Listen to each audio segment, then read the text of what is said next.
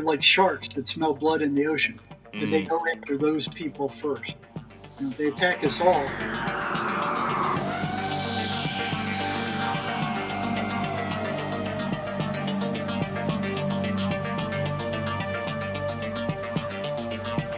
Welcome to the Unrefined podcast. I'm Brandon Spain along with Lindsay Waters, and together we explore the mysteries of the seen and the unseen, challenge conventional perspectives, and navigate the profound truths of our world, all through a biblical lens. Stay connected with us and gain exclusive access to our sponsors only portal at unrefinedpodcast.com. Now, for this week's episode. Hey, you guys. This week we are excited about diving into some wild stuff that's really going to blow your mind. When I read this guy's book, seriously, it made my brain go tilt. But there's just something about it that resonated with me, that it's true and what he's talking about is legit. And then I listened to some other episodes of him on there and stuff, and I'm like, man, we got to get this guy on the show. And so I'm supercharged about having him on the show.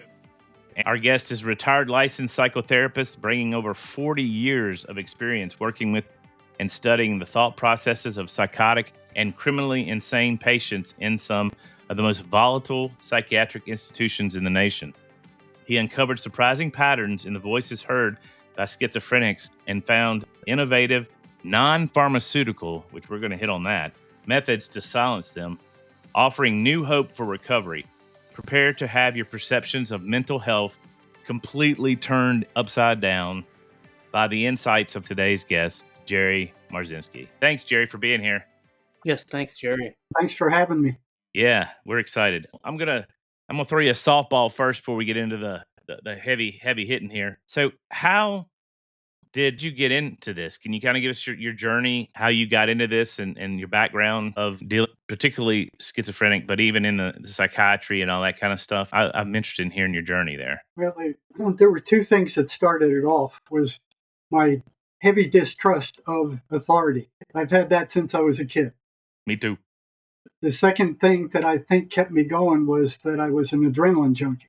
So poking through the heads of criminally insane prisoners and people on the psych ward was kind of like, it was a cheap thrill. And you had to be careful. Yeah. Oh, yeah. I had a fairly tumultuous upbringing, and my dad was fairly unstable and a rageaholic. So as a youngster, there was no way I could physically fight back against him. So what I would do was provoke him to the point of exploding and then back off and leave him with the load. Oh, wow. And if I screwed up and pushed it too far, the repercussions were pretty serious. So I had a lot of practice at how far can you push. And I didn't know, it was like I was being prepared for working with psychiatric patients. Yeah, I see that template there. I mean, it's a perfect template for you to go into what you do later. Yeah. I resented my dad for years, but there was no better training than him. Because, when I actually got on there with the psychotics and the mental patients, it was like, what else you got, man? What is that it? School didn't prepare me for what I was where I was going. So, I came out of a dysfunctional family, kind of like, who am I? What am I? What's happening? Why am I messed up? I mean, I think like a lot of people in psychology do that. They go into psychology to try to figure out what's wrong with their head. Yeah. But I'm rich from my family, like, really, kind of. So, the first psychology course I took, I really liked it. And I was learning stuff. But and I remember in undergraduate school, and we were taking, abnormal psychology. And the instructor had us read a paper written by a clinical psychologist that basically said that if two crazy guys met and they both had the same delusion, maybe they both thought they were Justin Trudeau, one of them would have to give way and change his identity to some other delusional identity.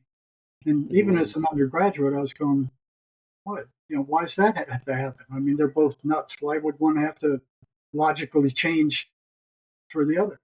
So it made no sense. I stuck it in the back of my mind and didn't forget it. And then, fast forward probably 3, 4, 5 years, 6 years maybe. I was working at, I got a job at one of the biggest psychiatric hospitals on the planet in Milledgeville, Georgia. It was Central State Hospital. There were 10,000 patients there when I got there. So they had all kinds of everybody. Every mental illness known to man was there somewhere. So for me, that was like a candy store. Mm.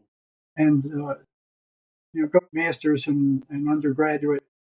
They made us kind of look at the DSM, study the DSM, but the DSM, this psychiatric Bible, only listed all these psychiatric diagnoses. It didn't say anything about what to do about any of them. Yeah. Yeah. They were just detailed descriptions of this particular type of behavior. So I'm like, well, what causes all this stuff? There was nothing in there about that. There was nothing in there about, even in the undergraduate masters, about what was the cause of a number of these illnesses, other than, well, there were three things they said. Mothers, that was in the early days, and then it became genetics, and then it became a biochemical imbalance, Mm-hmm. none of which are true. Yeah. They were all disproven. Fast forward 5 years from the time I read that paper by the clinical psychologist, I was working at this big hospital. I was doing rounds on the second floor. Yeah. One thing I was noticing was that although they called the voices that these people were hearing auditory hallucinations, Yeah. what I thought with that was a hallucination is just random. It's like I was thinking it would be like word salad. It wouldn't make any sense. They would just be walking around babbling words Yeah. that were incomprehensible. But when I got into the psych hospital, it wasn't like that. These people were carrying on full-blown conversations with something I couldn't see, and it was like logical conversations. They were often heated, they were often disturbing, but it was like listening to one side of a telephone conversation. You could hear the guy who was talking, but you couldn't hear who was talking to him. And I found that quite odd. It's like, well, they're carrying on a full conversation with something or somebody I couldn't see. And it looked like they would be talking to themselves. Right. But from that one side of the conversation, they would be arguing with somebody. They were mad at somebody, Mm. whatever they were hearing. And they would respond with full logical sentences. And this was time after time after time. So that got my attention. It's like, well, what they're hearing, whatever it is, it's not word salad, or they wouldn't be able to respond to it. Yeah. So Communicate with it. Yeah. Yeah. yeah, they'd Exactly. hear something coming in, and they'd listen while that was coming in, and then they'd speak, and then they'd listen while something else came in, and then they'd respond again. So here's this guy, new patient. I hadn't seen him before. I was on the second floor of a big psychiatric unit, and here he was having a conversation with something or somebody, and I kind of snuck up behind him to kind of, what's he listening to? What's he hearing? So I got close, and he caught me. He turned around and caught me.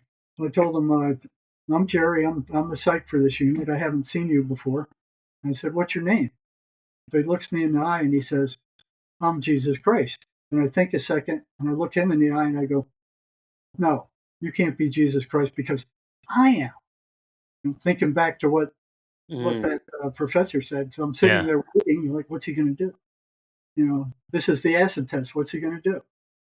Is he going to switch over and allow me to be Jesus Christ and change into Biden or something?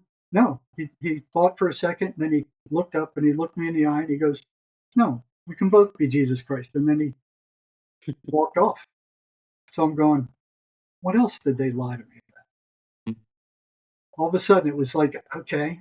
Now, what I hated about psychology is there was no way to check out all this garbage that they were putting in your head.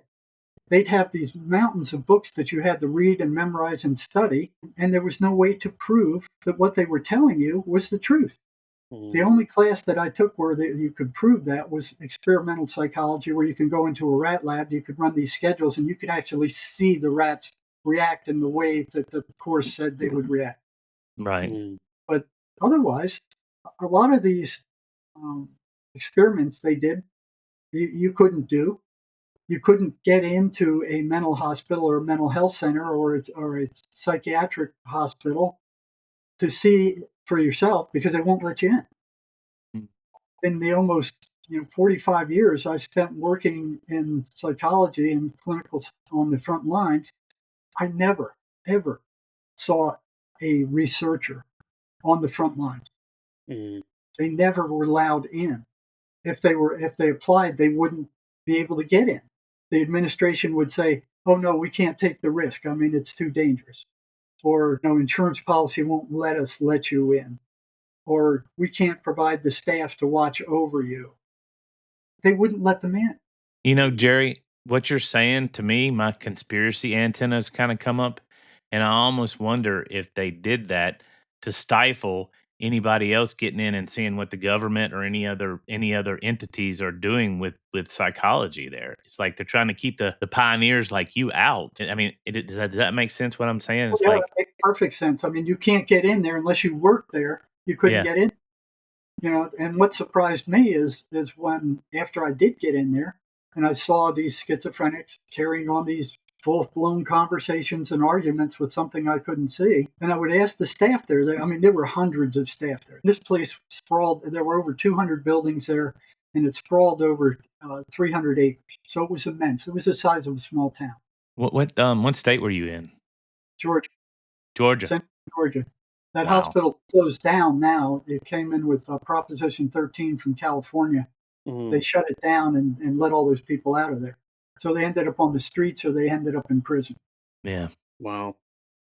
But back then, I would ask all these staff that had been there much longer than I am, what are these voices? Oh, they're hallucinations. Well, Yeah. you know, Wow. that doesn't look to me to be true because they're carrying on full blown conversations, coherent conversations with something. You Yeah. know, I don't know what it is, but they're arguing with them, they're talking to them. It isn't word salad. I mean, it's Yeah. full blown, logical, well constructed sentences. Yeah. So I would ask them, what are the voices? They were all convinced that they were auditory hallucinations and that there was nothing to Mm. see there. Not a single one of them had asked any of the schizophrenics, what are these voices telling you? What are they saying? Yeah, I bet it came down to, well, some guy did a peer reviewed study that says it's auditory hallucination, so end of discussion. I don't even think they went that far. I don't think they've ever studied them, ever. Because what happened was Eli Lilly made this up, this biochemical imbalance crap. Yeah. Yeah. I read that in the book. Yeah. In the late 1980s, after the release of their landmark antidepressant Prozac, which which has, I think, suicidal warnings on it, Yeah. that the idea of the chemical balance hit the psychiatric mainstream. So Eli Lilly had no idea why those antidepressants worked, at least semi work. They don't work well. They didn't know what, so that they made something up. They said Mm. they were thinking, well, it's a chemical, so it affects the brain, so it must be a chemical imbalance of some kind, and they made it up. And the psychiatrist Peter Brigham in 1991 pointed out in this book, Toxic Psychiatry, that the drug company Eli Lilly advanced the chemical imbalance theory as a marketing scheme to sell their new drug Prozac. There was, of course, no demonstrable evidence showing that depressed patients had any imbalance, but Lilly ran with it. Before long, psychiatrists and psychologists and patients alike came to identify with the idea that mental disorders are caused by a chemical imbalance of the brain. Fabrication, it was a complete lie. Jerry, do you think, and I want you to talk a little bit about this too. In your book, you went deep into the history of psychiatry, and let me ask you, this is a quick answer question: is there a difference between a schizophrenic and a paranoid schizophrenic, or is it the same thing? No, they're not the same thing. Okay, Paranoid schizophrenic is the main body. That's the most common one. okay, Those, those are the guys that's the overwhelming number of them. all So right, the ones that you see that are hearing voices, those are usually the paranoid schizophrenics. There's other types. There's some differentiated type. Mm. There's a number of different types where the brain is just scrambled. They make no sense. Um, they're unreasonable. They're emotional. Those guys, the only way to treat them basically is with drugs, antipsychotics, yeah, yeah. yeah, psychotics. But the psychiatric mafia wants to treat everybody with. Well, yeah, I mean, it's about money. It's the pharmaceutical industrial complex, like Eisenhower talked about the military industrial complex. The same Yeah, thing. Yep. it is the same Yep. thing. Yep. So none of the staff were the least bit curious about what the voices were saying. Mm. I noticed with the clients I had on my caseload, if they were listening to the voices, they'd get in trouble eventually. They'd get into some kind of trouble. They'd go off in their class, they'd go off their medication, something. They would cause some kind of trouble. What made them feel like zombies? Who's to blame them? They were like walking zombies with those antipsychotic drugs. I mean, Yeah. am I correct in reading your book? It basically didn't cure anything. It just sedated the Yeah. voices, right? Well, it lowered the voices, but it drugged the brain. Mm. So the voices turned out they're energetic entities. They're not physical entities. There is no time, there is no space, there's no matter where they are. Right. So basically, what psychiatry is doing is if you get a strong magnet, you know, and you have a huge magnetic field, you can't sense that with your body. You can't see it, you can't hear it, you can't smell it, you can't taste it. For all practical purposes, it doesn't exist. With regard to your senses, you get a bottle of iron filings, you put it on that magnet. Now you can see the outline of that magnetic field. Right. So what psychiatry is doing is they're treating a energetic psychopathy, an energetic mental illness with physical drugs. It's like pouring Thorazine or Mellaril on a magnetic field and expecting that field to go away. It doesn't go away, nor do the voices stop. Now, it does drug the brain, so it calms these people down, and the voices don't want them calmed down. Yeah. They want them upset. So another thing that was odd when I first got there, beside none of the staff wanting to know what the voices were saying, I mean, they weren't the least bit curious. I asked dozens of them, what do you think the voices are saying? Well, they're auditory hallucinations. Who knows what they say? They I weren't mean, the least bit. your quote in the book really blew me away. I've never thought of it like, where do thoughts come from? You ask a professor, where do thoughts come from? I'm like, that's fascinating. And they had no answer for you. No, they totally ignore that. They friggin' totally ignore it because they can't see it, they can't test it, they can't measure it. That's why psychology was supposed to be the study of the spirit. But when they Metaphysical. saw Yeah. they can't Mhm. test it, they can't measure it, they can't drug it, they can't, so they went over to the study of behavior. So that's what psychology actually is, the study of behavior. And what all these mental illnesses in the DSM are behaviors. They don't go into what causes them. They just describe them in detail. And it seems like to me too, Jerry, that I've watched the DSMs come out. It seems like the further we get with our culture, particularly in North America, it seems like some of the people that are actually have some of those disorders are actually writing the DSMs now, and they're getting rid of certain things that really are bad and making them okay, so to speak. Does that make sense? You understand what I mean by that? Yeah, they vote things in and out. Yeah.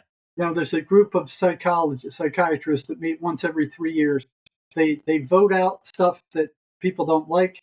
I think at one time they had Southern Bell syndrome in there. Yeah. I don't think that went over very well, so they voted that out. They voted out mental retardation and they renamed it something else. Yeah. So if there's a lot of complaints about it or people start making jokes too much about this stuff, they vote it out. But it's like I've heard it been told that it's like a tobacco barn. They all get together and the guy comes in. He goes, "I got a new mental illness. It's this and that and da da da da," and then they think about it and like, well, can we make a drug that would affect that? 2/3 of the people in those meetings for the DSM that come up with these mental illnesses or have strong ties to the drug industry. Oh yeah. Yeah. They need that DSM for diagnosis for insurance companies. They need it to treatment plans. Yeah. So they have to have something to call these different mental illnesses. So basically, it's just a name of a type of behavior. And they've taken human behavior and chopped it up and pathologized it and put it all in this book. Yeah. Hey, Jerry, since you went there, can you go into the big pharma connection to all this? Yeah, big pharma is intimately involved with it. Mm. So back when I was in the 70s, I was at Central State Hospital.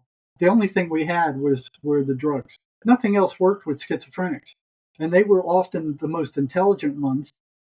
I was working for a psychiatric rehab center, and what we were trying to do with the Department of Vocational Rehabilitation was give these people a occupation, like a cosmetologist or Yeah. auto mechanic or janitor, or we had it was a vocational school there. So the only thing that we had, because talking to them, counseling them made no difference. So the only thing we had was drugs. Basically, that was the only treatment. Everybody there was on some kind of drug. I mean, they must have had dump trucks full of drugs brought in there. And the drug companies would send in representatives with new drugs, and they would all pay for lunches for us. So we love to see the drug company guys. Yeah. If we sat through their lecture and listened to their propaganda, we got a decent meal out of it. It was better than eating hospital food. But they were constantly coming in with different kinds of drugs. I would ask them questions that they just couldn't answer. I said, what's the baseline? If you're saying that these drugs treat some kind of chemical imbalance, what do you use to test for that baseline? What's out of balance? Which chemicals in the brains are out of balance, and by how much? What do you use to test for that? I don't know. Ask the psychiatrist the same thing. After watching in the psychiatrist's office and sitting with my client and watching him prescribe a drug, there was no test. There was no baseline. There was no lab work. There was no EEG, EKG. There was no test. And I'd ask him, like, well, if this is a chemical imbalance, how do you know what's out of balance and by how much? And which neurotransmitter is out of balance? I think there's like 23 of them in there. Yeah. And the one guy, I asked him, and he said the drug companies take care of that. They tell us what's out of balance by how much. And I'm like, what? I couldn't say anything to him because that's how they operate. But in my mind, I was thinking, what are these guys thinking? The drug companies? They trust the drug companies to tell them how to diagnose their patients? Yeah, they have no vested interest in that, do they? Sarcasm. I said, do you have any kind of test? Do you have any blood work to test for what's out of balance? No.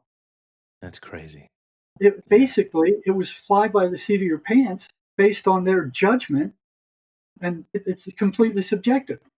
The emperor had no clothes. The emperor had no clothes. That's So crazy. it was like, and it turns out that not only do they not have a test for what's out of balance, they never have had one, and they don't even know what the chemical balance of the brain should be. Mm. But they just made this up, and ran with it. See, that's not even real science, Jerry. You have to have a flat line to be able to do a sample. I mean, you can't do real science if you don't know the chemical makeup of what you're trying to get to, in my opinion. They have nothing. I mean, pseudoscience. It's just their opinion. Yeah. Yeah. That's it. And they take a guess, and they will prescribe one drug. They'll start off with it, and then they bring the guy in a month or so, and they, how you doing with the drug? And, well, I'm still hearing the voices, so they increase it.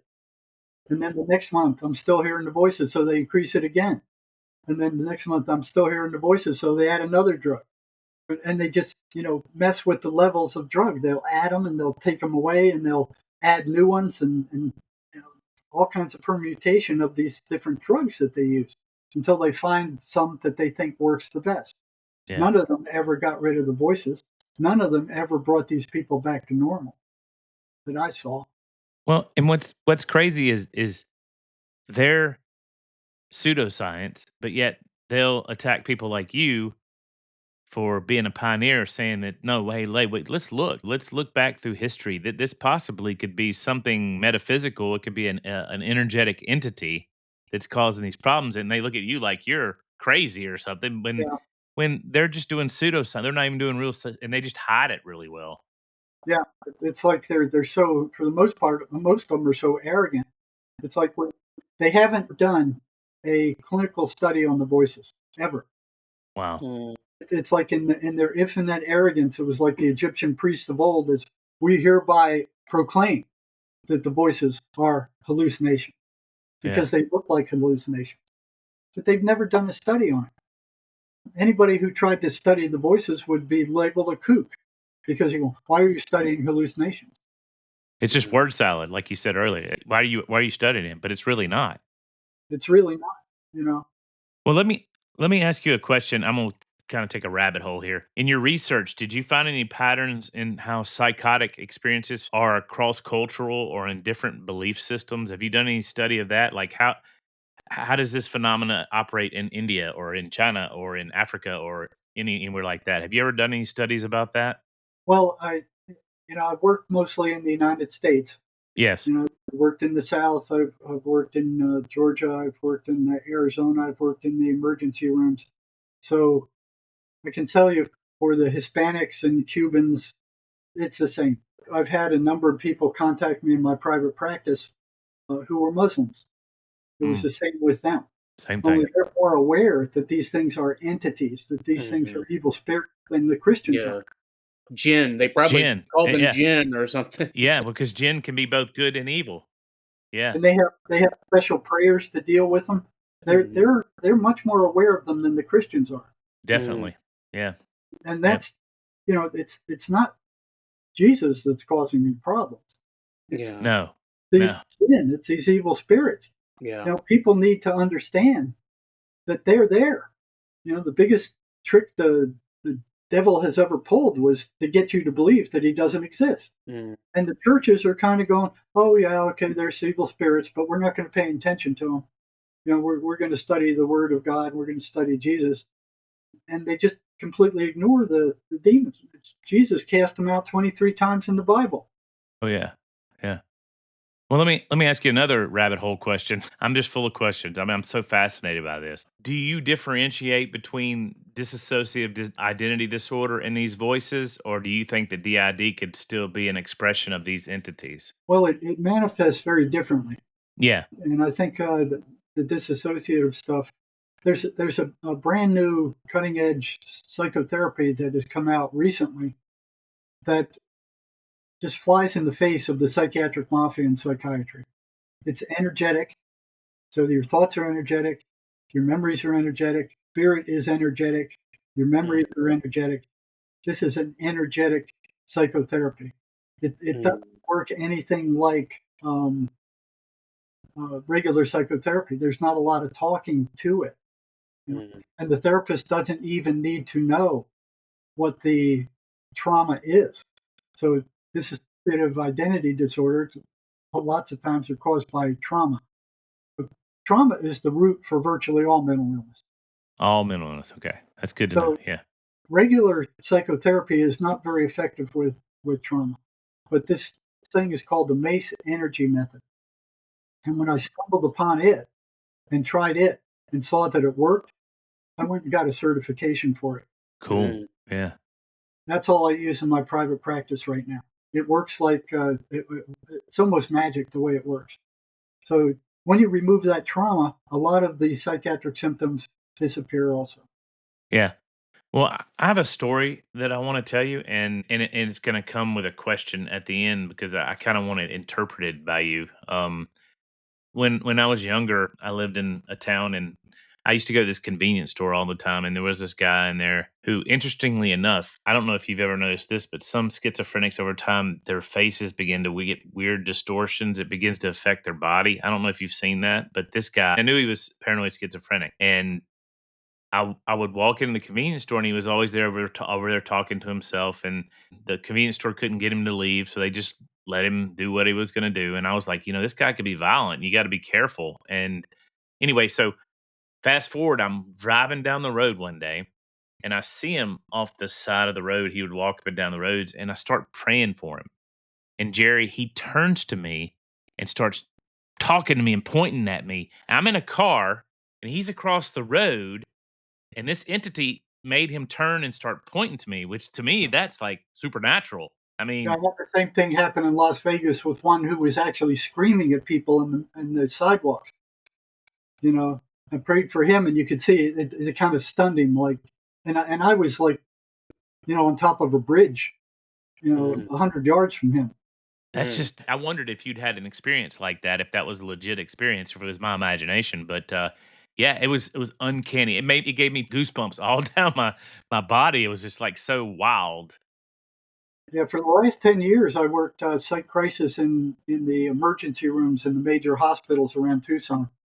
And I remember one day I was coming to work and walked into the psychiatrics, signed in, and I was assigned this one gal that was in a bed to psychiatrically evaluate her for admission. And she told me, she said, as soon as you walked into the emergency room, into the psychiatrics, she said her voices said, "You stay away from him. He's dangerous." And Not a she word didn't know me. salad. There's just no way. I don't know how people can't believe that. I mean, that's just it's empirical to me. For somebody to know you she's never met that you need to stay away from him because he's gonna make the voices leave. That just blows me Yeah. away. Well, I can't make the voices leave. It takes a lot of work to do that. And Yeah, we're still not there, but we right. can't remove the trauma that causes the voices. And there are ways to fight back against them. And one of the biggest is prayer. You Mm. know, it's you got to get on a positive spiritual path and stay there because Yeah, these things are evil spirits, just like in the Bible. Yeah. yeah, yeah. Jerry, what do you think the spirits are getting out of this? Do you think there's kind of a I mean, it could be just as simple as we're humans and they hate us and they want to make our lives miserable, but do you think there's maybe like a parasitic or Yes, vampiric nature to them in Energy a way? vampires. Yeah. Yeah. no doubt, absolutely no doubt. So first of all, they do hate us. They hate our guts. Yeah. They're the ones when you're walking down the sidewalk and a thought comes in there, and they hit everybody, not just the Hmm. schizophrenic. They hit us all. You know, where you get a negative, intrusive thought. Run You off know, the road. yeah, run off the road, or Yep, jump off yep, the bridge, or jump yep, into the canyon, or what would it be like to drive your car into oncoming traffic, yeah. or smack that guy. I had one guy write me, and he goes, you know, what you said was true. I was standing behind my boss the other day, and I had this loud, intrusive thought that spit on him. Mm. It's crazy. I mean, it's So just that mind blowing. and they're around all the time. They get us all, but it's most visible with the schizophrenic. And what did they Mm. get out of this? They are parasites. They feed off of Mm. negative emotional energy. You can call it. It's known as loosh. Yeah, loosh. Okay, I'm gonna check that out. Yeah. One of the first patterns that I noticed in the state hospital was the voices were negative. So since nobody else knew what these voices were saying, it took me about a year to figure out how to talk to schizophrenics about the voices. I didn't know at the time that the voices don't want them to talk to anybody about the voices. You know, Okay, that's good to they know. act Yeah, up. They want yeah, the person to keep them to themselves. They say if you talk to them about the voices, they're going to think you're a weirdo. They're going to think you're crazy. They're going to lock you up. They're going to take you to a psychiatrist. They're going to drug you. And unfortunately, that all that happens. yeah, So the voices themselves don't want them talking to anybody about them. And if they do, they make it miserable for them. They give them headaches. They cause anxiety. They can cause felt pain. So they want to not be discovered. So one of the patterns that I saw when I started asking them questions, and see, there's really no practical benefit to a schizophrenic talking about his voices. I mean, everything goes downhill from there. They're judged as crazy. They lose their friends. Mm. They're dragged into a psychiatrist. They're dragged into a mental hospital. There's no positive benefit for them to let anybody know. So they, for the most part, they do keep them to themselves. So I started asking them about the voices a little bit at a time, and I'd find out one tidbit at a time. So it was very slow going. You know, did they start to trust that you were safe, that they could share that stuff with you? yeah, they did, and it wasn't safe to share that stuff with my colleagues because basically Yeah. we were being paid to be spies on them. But when they were getting out of control, we would turn them into psychiatry, and psychiatry would drug. Yep. Up the dope. So there was a lot of mistrust to overcome before I started getting information from them. But like you said, I'd get a few tidbits and I'd ask them, I'd say, what are these things telling you? I know this. I know that they're saying this. I know they're saying this. What else can you tell me? And they saw that I was serious about really wanting to know what the voices were. one of the first patterns that I noticed was that they were consistently negative. Yes. They were derogatory, they were insulting, they were abusive, they were destructive. They never said anything good to the patient. They'd say stuff like, "You're stupid, you're crazy, you're ugly, nobody likes you, you're a waste of time." Every rotten thing you could think of to tell a person. That's what they were saying. Now, let me ask you this. Can a normie, so to speak, somebody that's not diagnosed as a schizophrenic, still have those thoughts at a lesser scale? Do we all Yeah, encounter that? we all do. Yeah. You Yeah. know, everybody does Yeah. because Because they're I've hitting heard it. Yeah. everybody. Yeah. They're not just hitting schizophrenics; they hit everybody. Yeah. They're more subtle. They're not like loud voices, but it'll just be my thought that'll pass through my head like, "Hey, run off the road," or, "Hey, Yeah, you really wanna hurt that guy," or, I mean, stuff I would never think in my right. It's yeah. exactly how it is. And what took me by surprise was I was thinking for a long time that they were like they sounded different than your regular thoughts. They would be like, "We're the voices and we're telling you." Yeah. No, not like that. They sound just like all the thousands of other thoughts that go through your mind on a given day. But Huh. it's the content and the intent that are very different. Yeah, interesting. What schizophrenics, they struggle when the voices come on, they struggle with trying to figure out what these things are, who they are, and what's going on. Because they sound just like all your other thoughts. And we're all trained to believe that any thought that comes through your head belongs to you. Yes. Because Yes. they don't ask where the thoughts come from. They don't ask that question. They've never found a thought in a person's brain. They found Well, the electrical signals of the brain firing, but that's not a thought. It's an electrical signal.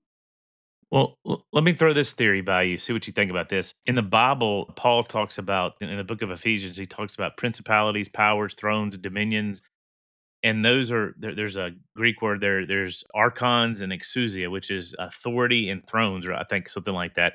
I've often wondered, and see if this is plausible, if perhaps electromagnetically these entities, like just like radio waves, but electromagnetic waves issue forth in different areas, different voices that we hear. The reason I say that is because I can travel from where I live to another place and I don't hear certain things that I hear where I live, if that makes any sense. And I know that's really wild and out there, but it's almost like 5G. I'm not saying 5G is bad, but it's like 5G, but spiritually, and these entities transmit over an area, different these entities to speak different things. What do you think about that? I mean, it's not provable, but Well, they like negativity. They hang around negative places. The prisons are hog troughs for them. I yeah, mean, they're just crawling all over the prison. They run the prisons. yeah, They go after the wounded, the people who are psychologically wounded, who've been emotionally, sexually, physically abused badly.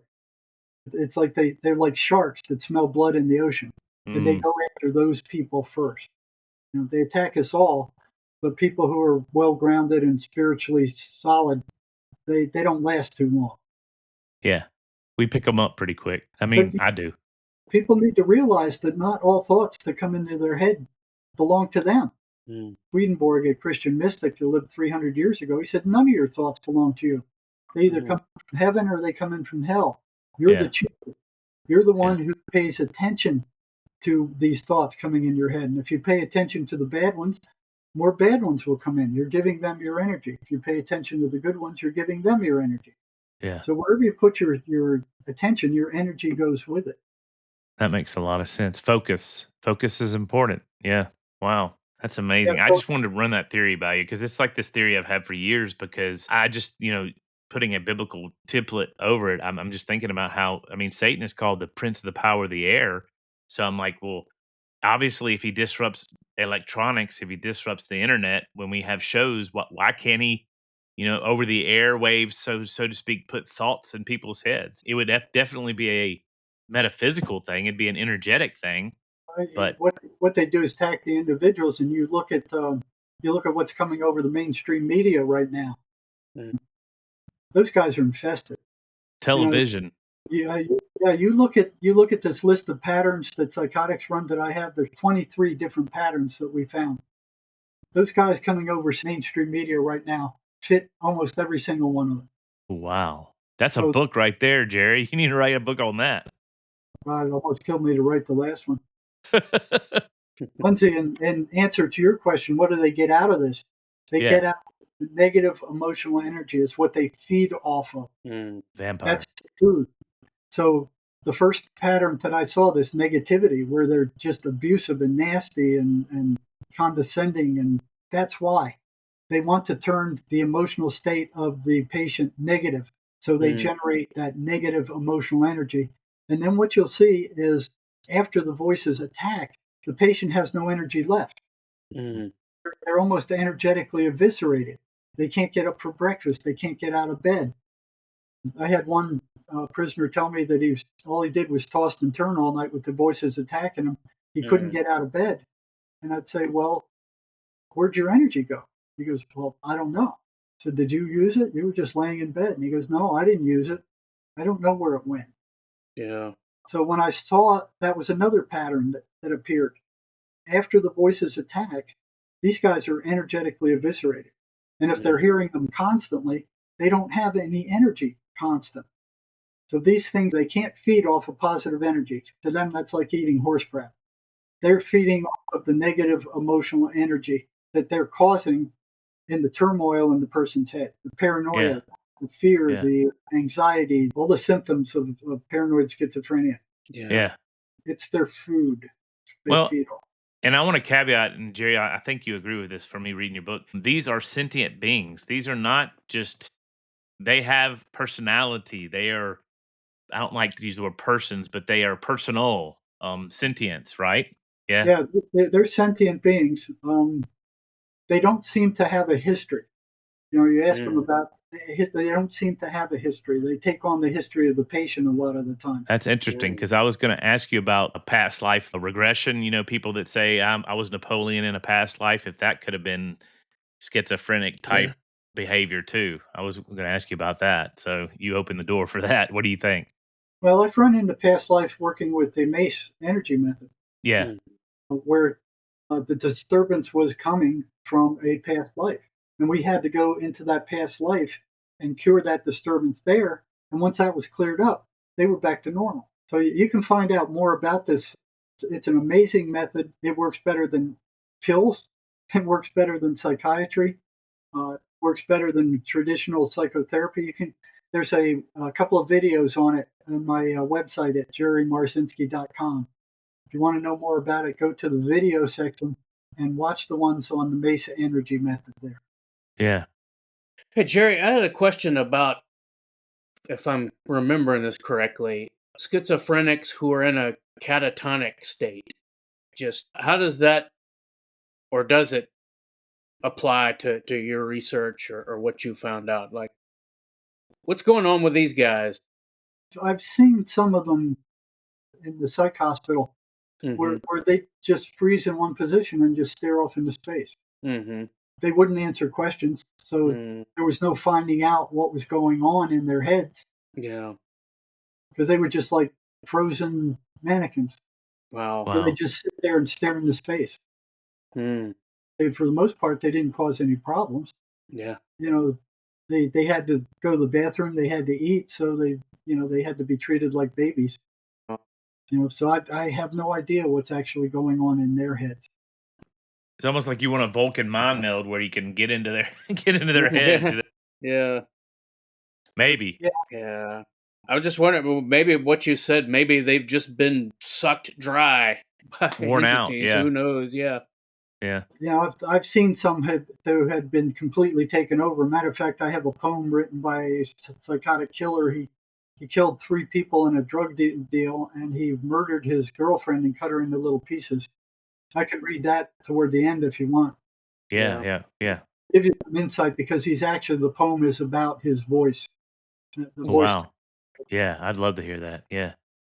So the other thing I noticed was that not only are they negative, they create turmoil. They want to make the person as miserable as possible. They hate the victim. They're also anti-religious. They hate the 23rd Psalm. One patient came to me, he said, when I repeat the 23rd Psalm, my voices react like worms thrown on a hot frying pan. Wow. They hate Psalm 91. They hate the Bible. They hate the Lord's Prayer. They don't want the person going to church. Which is really interesting because I recite all three of those every day. The Lord's Prayer, Psalm 23, and Psalm 51. I'm almost memorized Psalm 51. I'm getting close. And that's amazing that, well, those are all three in the early church. They were all three exorcism or spiritual warfare prayers. And they still are. They still are. Yeah, exactly. Yep. So with the negativity, it was like that was the first pattern I noticed. It's like, what holds them on a consistently negative pattern? Why aren't they random like real hallucinations? Why aren't they all over the place? So if they're calling them auditory hallucination, how come they don't act like hallucinations? Mm. What holds them on that negative trajectory? Why don't they ever leave that? They don't ever wander off into the positive territory or neutral territory. It's Yeah. consistently negative. Yeah. What holds them on that negative path? Something holds them there. Something stops them from being random like regular hallucinations. Yeah. And my question was, what is it that holds them on that pattern? Something is doing it. The second one was anti-religious. So, I noticed on my ward at the state hospital that when the chaplain gave a ice cream social in the auditorium and invited all the patients down there, the schizophrenics didn't go. Yeah. I was just about to ask, how do you interact with the chaplains on these things? Yeah. They don't like them. They don't like church. They don't like chaplains. They don't like preachers. They don't like the Bible. They don't like talk of Jesus. Um, for the most part, and patients would tell me these things. So I did a little study once and started asking them, what do your voices do when you go to church? Because all of them realize there's something wrong. There's something bad. There's something evil wrong. They don't know what it is. They don't know how to deal with it. And it's at some point, most of them usually go to church to see what happens. What we found is the voices were very weak. The voices would shut up. If they were Wow. moderate strength, they would start screaming and hollering and making noise and mocking the preacher and mocking the Bible and blocking the person from hearing what the preacher said. And they would say stuff like, Jesus couldn't even save himself. What makes you think he's going to save you? Yeah. Mm. If they were very strong, they would drive the person out of church. He would get up and he would run literally be driven out of the church. So here's all this anti-religious stuff coming in. Patients saying, I tried to read the Bible and the voices get louder. I try to pray, they won't let me pray. They won't let me see the chaplain. It was very clear they were anti-religious.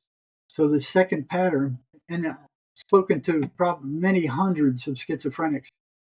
Both of these are solid patterns. They happen with virtually all of them. Mm. Again, you can see them on my website under articles. It's not like this is a genetic problem and only the geneticist can see it. The rest of us can't. Or it's a biochemical problem that only the biochemist can deal with. No, you go to my website and you'll see every single one of these 23 patterns. If you're working with schizophrenics or you have a schizophrenic in your family, every single one of those patterns will be there and you will see them. And again, if the voices are running patterns, they can't be hallucinations. Hallucinations don't run patterns. They don't make sense. Hallucinations don't make sense. They don't make. Mm. They're random, and I have plenty of hallucinations. Yeah. So Yeah. here was the second pattern that showed up. The voices were anti-religious. Why would a hallucination be anti-religious? Yeah. Yeah. It makes absolutely no sense. No, Yeah. it makes no sense. So they foster and create negative emotion. That was the third one that came up. Mhm. So they're constantly trying to turn the person's emotional state negative. And you can see this. It's very observable. They energetically drain their victims. You ask the victim, how do you feel after the voices leave? They're drained. Again, this is coming from hundreds and hundreds of schizophrenics. It makes me wonder how many people have chronic fatigue syndrome and it's just entities draining their energy. Yeah. You'll see the people who are depressed. You ask them what they're thinking, Yep. it'll be Yep. negative stuff. Yeah, I've been through depression and treated for it, and now I'm on the other side of it. I'm looking back, and they gave me some experimental drugs. I got off of it because it made me like a zombie. Yeah. Yeah. Well, in line with that, I remember when I first got to the state hospital within the first year, um, on the second floor of this psychiatric unit where I was working, the cap was off the banister. Now, the banister was like a pipe that they had bent that went down to the first floor. So it Hmm. went from the second floor to the first floor. The cap was missing on the top floor. On the bottom floor, there was a cap. There was an iron cap. And one day I was walking along the first floor, and one of the maintenance men was cutting that cap off of the bottom of the banister. And that was the most interesting thing going on. So a bunch of the patients stopped, and they were watching the sparks and the smoke and all that fly. And so I just joined them, and I was standing there with the patients watching the fireworks. When he cut through that cap and it fell on the floor, what followed it was a rainbow waterfall of psychiatric medications, thousands of pills that they'd been throwing them down that banister for decades. Mhm. Thousands of them fell out and spilled all over the floor. And I looked down, and the vast majority were antipsychotic drugs. And I was thinking, each one of those pills is a vote for these patients to stay insane. Because the Mhm. only thing we had back then were these medicines that would make them semi-sane. They would regain their functioning. They would be, even though they were groggy and the side effects were awful, they would turn back to some semblance of normalcy. But to go off those pills totally, they would go insane. So Mhm. I'm looking at these pills and I'm going, each one of those pills is a vote for one of these patients to go insane over decades. Why are they doing that? Why are they throwing away their medication? And I just So hate the fact that they're releasing them into the streets as homeless. That's just breaks my heart. I mean, they have no help. PTSD. Most of them are vets, and they're and very little. yep. And that's the other thing. The VA won't look at the MACE energetic Mhm. method. They won't look Really. at it. They won't even hear about it. They're using things that don't really work. The vets could benefit greatly from the MACE energy method. Anybody who's had trauma will come out of it better. That trauma will be gone. It will be gone. It won't be there anymore. You'll still remember it, but there won't be any emotional charge to it at all. Yeah. Wow. So these patterns, they kept going on and on. The voices get louder after sunset. Why would that happen? You Yeah, know, I've heard that. Yeah. they get louder when ignored. They Mhm. won't be ignored. They foster self-destructive behavior. They foster isolation. They want the person to be isolated, alone, where nobody's interfering with what they're telling the patient. And that's the Mm. worst thing you could do to a schizophrenic is lock him in his room and let him stay there. Then Yeah. it's just him and the voices. And the voices are pushing his personality out of the way and slowly taking over. Anybody who tries to help that patient becomes an enemy to the voices. Mhm. So they're telling the patient to make it hard on these people that are trying to help them. Yeah. Raise hell, call them names, don't do what they say, just make their lives miserable. And a lot of parents go, yeah, yeah, okay, get out of here, get out of my life, go lock yourself in a room, just stay there, just get away from me, because Yeah. they make everybody's life miserable. Mhm. Well, and the statistics that you put in your book about an incredible amount of these schizophrenics in the system, particularly like I think it was in the prison system when you worked there. It blew me away that it was 1 to 4 out of 14. I don't remember what it was, but it was an overwhelming statistic to me. There were a Mhm. lot. Yeah. So if you look at what's happening in the Western mental health system right now, they're Right. centered around these toxic psychiatric drugs. Now, researchers found who were doing autopsy on mental patients who had taken these antipsychotic drugs for a long period of time. When they did the autopsy, they found that their brains were shrunk like walnuts. So they went, well, the only factor we can see, because everything else was equal, they were eating the same food, they were on the same unit, they were in the same hospital, they were being treated the same, was the antipsychotic drug. Yeah. Mhm. They published that, and the psychiatric mafia and big pharma went nuts. They Hmm. went, no, it's not our drugs. It's the schizophrenia doing that. The schizophrenia is rotting their brains out. It's not our drugs. Mhm. Yeah. So the That doesn't make research sense. went back, Yeah. and thank God there's some honest people in research. They Yeah. went, they started feeding these antipsychotic drugs to mice, rats, and monkeys, and found that their brains shrunk also. Mm-hmm. So these drugs, long term, are actually destroying people's brains. They're not helping at all. All they're doing is tamping down symptoms. They're not curing anybody. They're not curing schizophrenia. They're not curing depression. They're not curing any mental illness. With long term use, they're destroying the person's brain. And they're giving these drugs now to kids, hundreds of thousands of kids that Yeah. are being given these antipsychotic drugs that are Yeah. destroying their brains. Yeah. And a lot of them are like 5 years old or something. I've got the statistics here somewhere, but they're not doing any good. They're harming people. They're poison. Mm-hmm. Yeah. They are poison. One of the things that I was wondering why psychiatrists were getting beat up at the state hospital at a rate higher than any of the other staff other than attendant Mm-hmm. staff that would spend all their time with them 24 hours a day. The assault rate on psychiatrists was very high. Back we didn't have cell phones. We didn't have, we just had the dial-up telephones. The what do you call it? The grapevine was the hospital cafeteria. So this huge mental institution was in the middle of nowhere, and it was the size of a city. And there were no McDonald's, there were no restaurants in Milledgeville at the time I was working there. There was one mom and pop restaurant. So we all ate at the central kitchen, the cafeteria, and basically it was the same food as the inmates were eating, maybe a little better. But that's where all the talk of what was happening in these different units. And there was always reports of psychiatrists getting beat up by schizophrenics. And I'm like, what's going on with that? Why? Because the psychiatrists there were only spending like 15, 20 minutes a month with these guys. How's your medicines? Are they working? Are you still hearing voices? And they'd make these adjustments to their medications once a month. And then the next month it'd be the same thing again.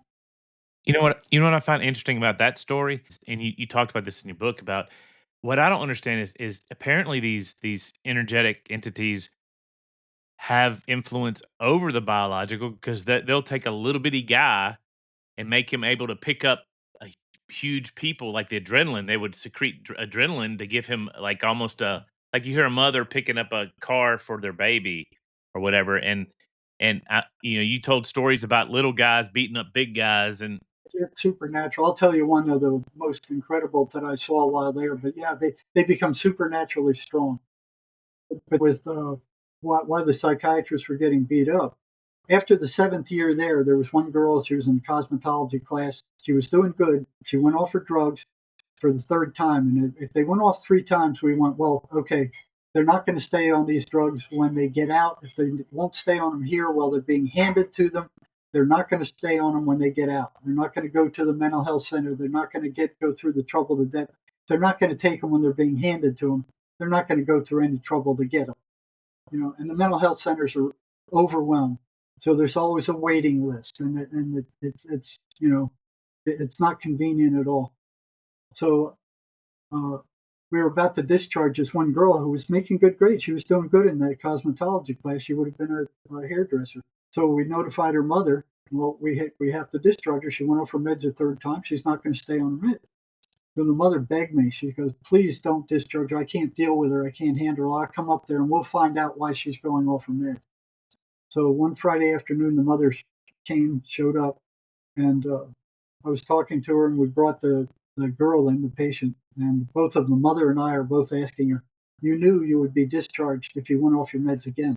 Why did you do that? You were doing good in class. Why? She goes, well, you won't believe me if I told you. I said, well, I've heard a lot of strange things while I've been here priming. So she goes, the voices told me that the psychiatrist was poisoning me, and they were pointing to the side effects of the medications as an effect of the poison. In effect, it was true. Those drugs are toxic.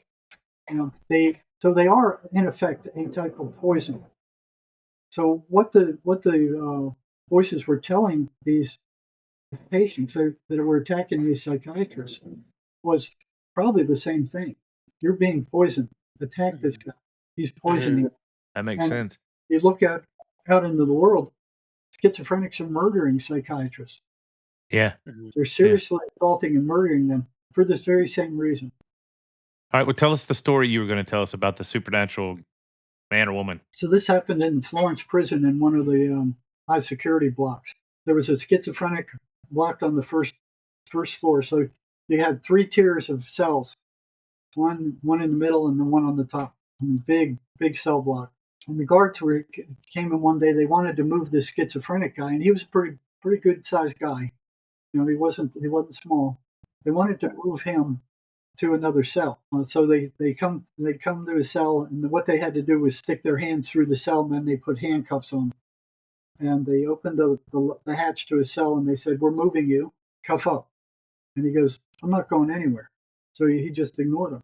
So they said, "Okay, if you want to be that way, we're going to go get the pepper spray." Once the other inmates saw that there was an altercation going on down there between an inmate and a guard, they're all glued to their cells watching the outcome. Like, that's the most exciting thing happening there. And the guards said, "Okay, we're going to spray you." And instead of just turning off the water to his cell and then not feeding him until he said, "Okay, I'll move," no, they're doing their macho thing. Yeah. So they said, "We're giving you one more chance. You either come out of there, or we're going to dash you with this stuff."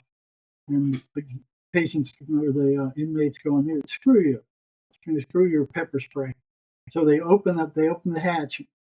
He's got a towel. They started spraying. He put a towel around his face so it didn't get on his face. And they just drenched the whole inside of that cell with it. And it didn't phase the guy. He took they put the whole can on the guy. And it was coming out of the hatch, and it was bothering the guards who were shooting it in. They were suffering from it too. So not near as much. And that stuff burns. The cell was drenched with that stuff. He still didn't come out of there. So they said, "You come on out, or we're gonna go get the stun guns, and 50,000 volts." Wow. And at that time, they shot a little arrow with a little mini wire that tailed behind it, and that thing would go into the skin, and then 50,000 volts would come from that, and it would knock down the biggest inmates. Yeah. It would just boom, they're down. They're so he said, "Come on out, we're gonna get the stun gun," and he's like, "Take your stun gun and stick it up your butt. Come on in and get me." None of them were going to do that. So they brought the stun gun in, and he shot him with it. And he's standing in the middle of the floor. Instead of going down, he just stood in the middle of the floor and just shivered. He didn't go down. So they got a second one, and they put the second one in him. And one was discharging while the other one was charging up. And they were hitting him time after time. I think they hit him 13 times, I believe it Oh my was. gosh. And he would not go down. I mean, that was totally supernatural. Yeah. Well, yeah. Nobody's that tough. Nope. So, and he would just stand there and quiver.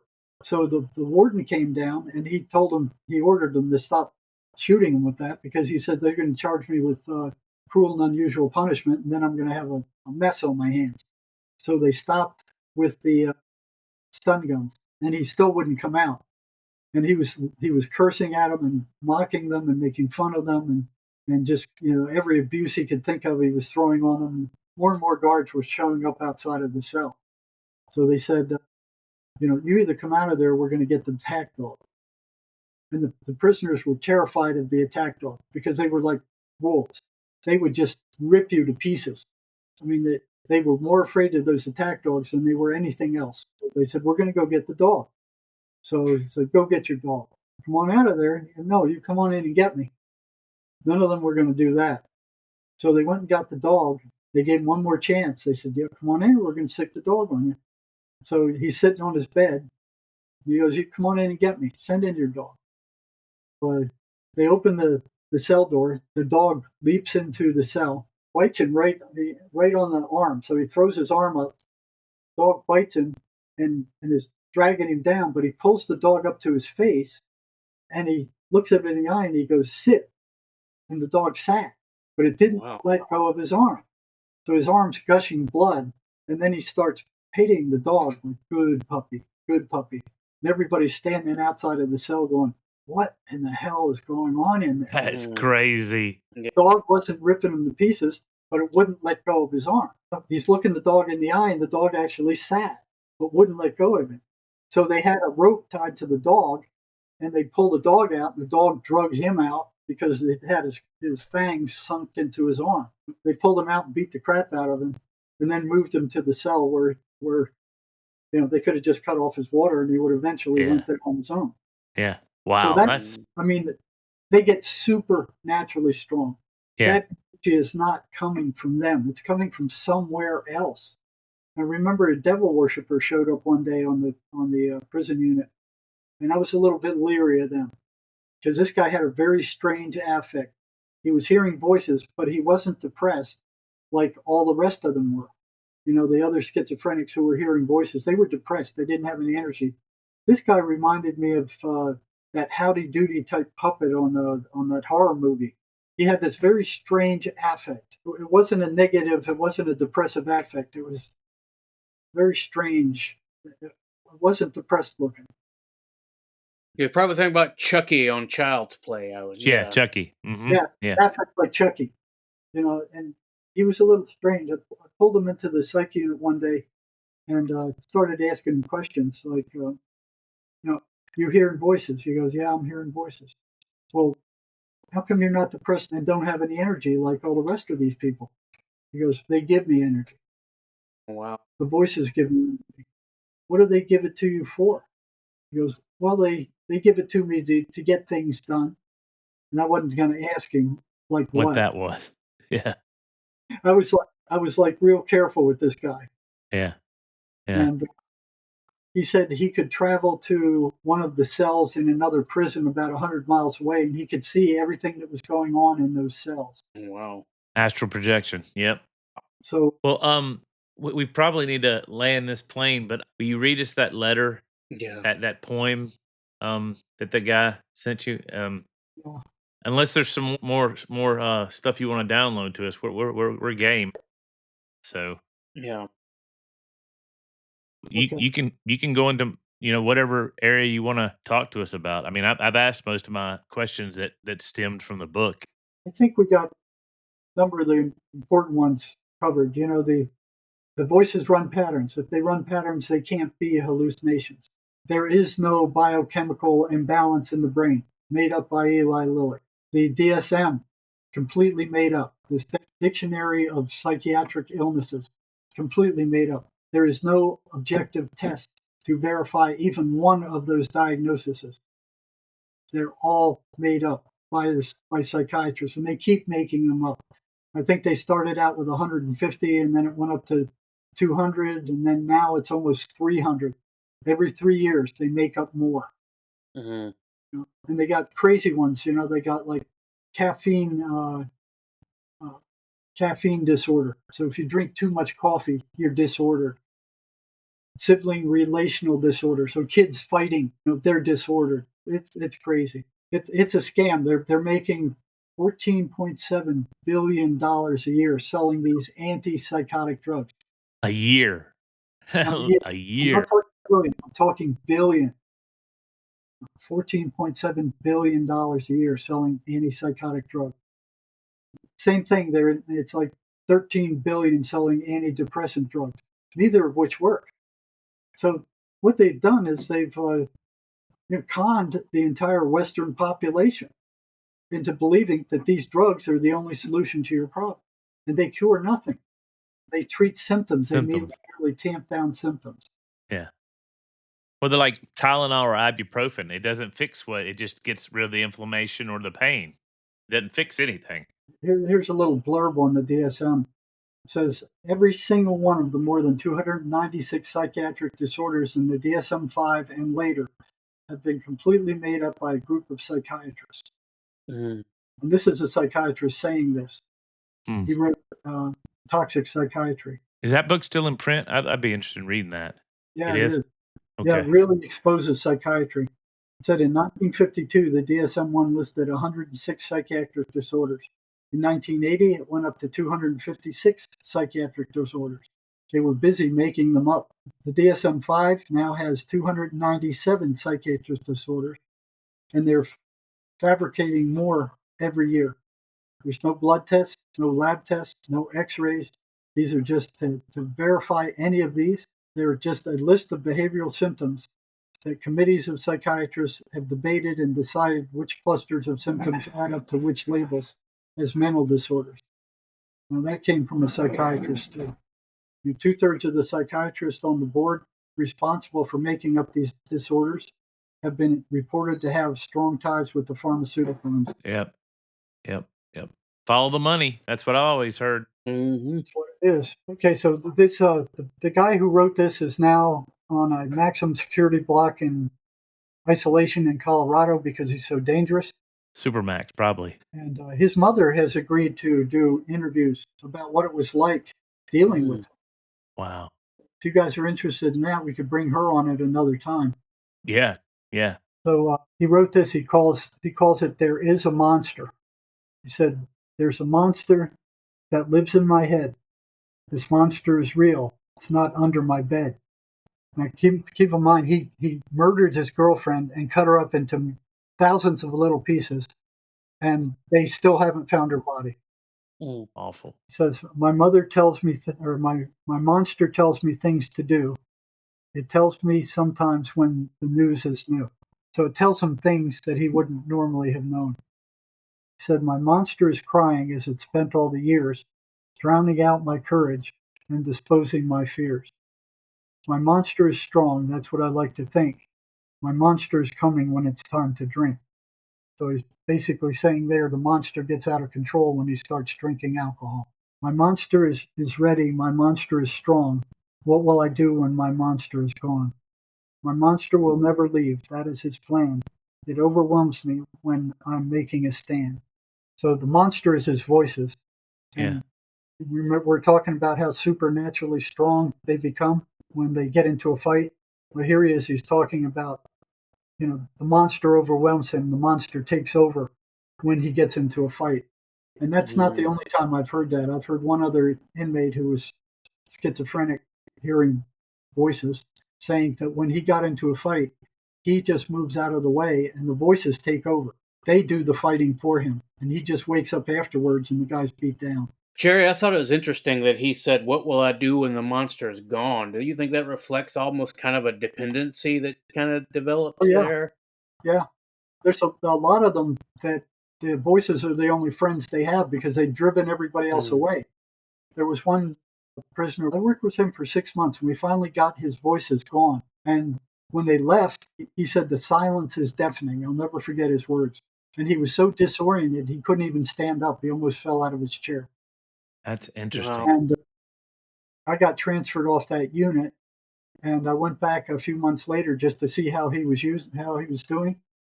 And what he did is he called them back because he was so lonely. He wanted his voices back. And they obliged him, I'm sure. Yeah. Yeah, oh yeah, they did. And they become like evil friends. It's almost like, Jerry, it becomes part of his identity. Yes. Yeah. Yeah, they see. So this guy's writing about his monster, but he has become the monster. It's right there under the surface. So what the voices do, they actually push the original personality out of the way and take more and more control. They don't like the medications because the medications calm the person down. They want them upset. They don't The want energy, them yeah. to medications. Yeah. So they rebel against the medications and tell the patient, "You're being poisoned. Don't take those things." That way they have more control. Yeah. They can get them upset quicker and easier, and they get more food, more loosh. So he says, "My monster is ready. My monster is strong. What will I do when my monster is gone? My monster will never leave. That is his plan. It overwhelms me when I'm making a stand. There is a monster inside of me. I thought I was strong. How could this be? My monster has a name. Also, I think it's also. He walks in the dark whispering Yazoo. My monster is watching me. He won't tell you my name. My monster is the shadows you cannot see. His heart is heavy. He plays for the game." So he's like, he plays seriously. "My monster is awake. He wants to be monster. He's as blood from a lake. His bond is with me now, monster. He has nothing else to do. My monster's aware." All right. Let me ask you a question. Is the word in there Yazoo? Yeah, Yazoo? Yazoo. Yeah, I have no idea what that means. That's the county we live in. Yeah, that's where the city I grew up in, Yazoo City, Mississippi. It's an Indian tribe. Yazoo is? Yeah, in Yeah. Mississippi. Yes, it's an Indian tribe, Yeah, I had no idea what he was talking about. and Wow. they were child sacrificers. Really? Mm. Yes, Wow, that's interesting. very interesting. That's something I didn't know. Yeah, I mean, when you were reading it, me and Lindsay looked at it. Our eyes got whoa, that's crazy. Wow. Well, it's crazy Wow. to know they're child sacrificers. Yeah. Mm. Yep. So, man. Wow. Yeah. Well, one more question, and then we can wrap up. But this is something that when I was reading your book, I really thought about. Have you ever encountered people that become schizophrenics, not necessarily from trauma, but from drug use, like ayahuasca or DMT or any of that kind of stuff? Yes, meth is the number one. Methamphetamine. Okay. More people go psychotic on meth than any other drug. The prisoners called it the devil's drug. It kind of opens you up and says, come on in. Yeah, I've heard of the devil's drug. Now, I've heard people becoming psychotic on other drugs like cocaine, too much cocaine, Yeah. some of the psychedelics, Yeah. LSD and stuff. not near to the extent that amphetamine. And here's these psychiatrists prescribing amphetamine, Adderall, and Ritalin to these young kids, you know. And I ran into prisoners in prison that started on the Ritalin. And I said, well, you were feeling good on the Ritalin. Why did you keep moving up the ladder? Why did you keep getting more and more? And they go, made me feel good. And I don't know what else to say. Yeah. Well, do schizophrenics ever have visual hallucinations? Not to the extent that they have The voices. auditory. You know, they're primary. What they most of them usually see is something called the shadow people. They're Yeah. three-dimensional shadows. Hat that man. They usually don't see their eyes. They usually don't speak. They can walk through walls. They usually show up at night. They're darker than the rest of the room, and they just scare people. Mhm. One guy that I met while I was doing psych crisis in the hospitals who said that he heard them speak. And I asked him, well, what did they sound like? And he would mimic this high pitched, squeaky voice. And he got my attention because this guy had been injecting methamphetamine for 10 years. He should have been dead long ago. So he got my attention. And I'd ask him, well, did you ever see the shadow people? He goes, yeah, all the time. You see their eyes. Yeah, I can see their eyes. And I ask him, well, what color are they?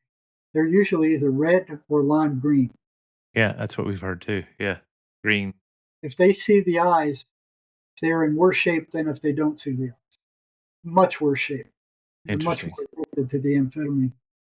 So I started asking him, well, what did they say? And all of a sudden, his eyes just turned dark, and he was shaking the whole time he was in the ER. He was quivering. He just couldn't sit still, and he went stark dead. He didn't move at all.